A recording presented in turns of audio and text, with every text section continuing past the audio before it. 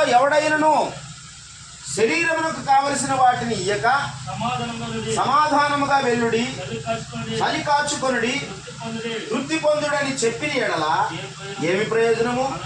అలాగే విశ్వాసము క్రియలు లేనిదైతే అది ఒంటిగా ఉండి మృతమైనదగును. అయితే ఒకడు నీకు విశ్వాసం ఉన్నది, నాకు క్రియలు ఉన్నవి, క్రియలు లేకుండా నీ విశ్వాసము నాకు కనపరచుము, నేను నా క్రియల చేత నా విశ్వాసము నీకు కనపరచుదని చెప్పును. దావీదు ఎవడు?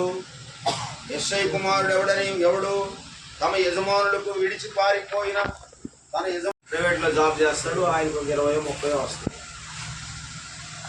ఆ 2 కోట్ల ఇల్లులో మొత్తం 4 పోర్షన్లు ఇల్లు అద్దెకి ఇచ్చాను.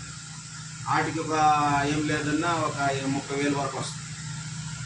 అంత కలిపి ఏం లేదన్నా 2-3 లక్షలు వస్తుంది అయ్యా నెలకి. 2-3 లక్షలు వస్తాయి నెలకి. ఏం చేస్తున్నావయ్యా?